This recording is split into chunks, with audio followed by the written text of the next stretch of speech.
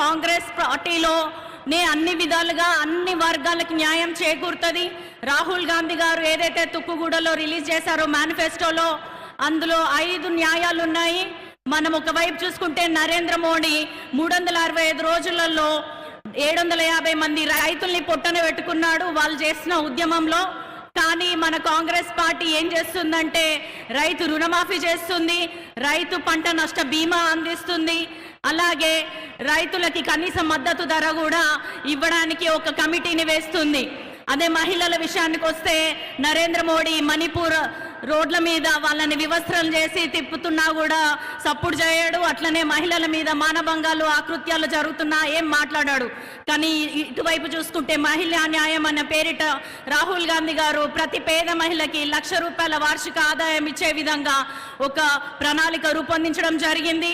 అదేవిధంగా అంగన్వాడీ ఆశా వర్కర్లకి అందరికీ కూడా అధిక జీతంతో పాటు అధికార మైత్రి అనేది కూడా మహిళా న్యాయంలో చేర్చడం జరిగింది. అదేవిధంగా మనం యువకులకు చూసుకుంటే నరేంద్ర మోడీ ఏ విధంగానైతే సంవత్సరానికి 1 కోటి ఉద్యోగాలు ఇస్తా అని మోసం చేసిండో ఇక్కడ మన రాహుల్ గాంధీ గారి మేనిఫెస్టోలో సంవత్సరానికి 30 లక్షల ఉద్యోగాలు ఇచ్చే విధంగా జాబ్ క్యాలెండర్ ప్రకారం రూపొందించడం జరిగింది. అదేవిధంగా 5,000 కోట్లతోటి కూడా యువతకి స్టార్టప్ కంపెనీలు పెట్టుకునే విధంగా మనము ఒక మేనిఫెస్టోలో చేర్చడం జరిగింది. అదేవిధంగా నేను ఒక దళిత బిడ్డగా ఇక్కడ ఉన్నాను అంటే అది నాకు డాక్టర్ బిఆర్ అంబేద్కర్, సోనియమ్మ, కాంగ్రెస్ పార్టీ, రేవంత్ అన్న గారి ఆశీర్వాదం వల్లే నేను ఈ లోక్సభ బరిలో నిల్చునే అవకాశం కలిగింది. అందుకే కానీ ఇటువైపు చూసుకుంటే నరేంద్ర మోడీ ఉన్న రిజర్వేషన్లు ఎత్తేస్తా అంటున్నాడు, డాక్టర్ బిఆర్ అంబేద్కర్ని తొలగిస్తా అంటున్నాడు, పేద విద్యార్థులు ఇంకా చదువుకోవద్దు, ఉద్యోగాలు సంపాదించొద్దు అన్న విధంగా ఆయన మాట్లాడుతున్నాడు. విద్యా వైద్యం ఏదైతే కార్పొరేట్ విధంగా చేకూర్చాలని మన ప్రభుత్వము కాంగ్రెస్ ప్రభుత్వం ఆలోచిస్తుందో అటు చూస్తే నరేంద్ర మోడీ కార్పొరేట్ దిగ్గజాలు అంబానీ అదానీలకి దేశాన్ని రాసి పెట్టిస్తున్నాడు. కాబట్టి మిత్రులారా గమనించండి, రాహుల్ గాంధీ గారు భారత్ జోడో యాత్రలో విద్వేషాలున్న చోట ప్రేమను పంచమన్నాడు.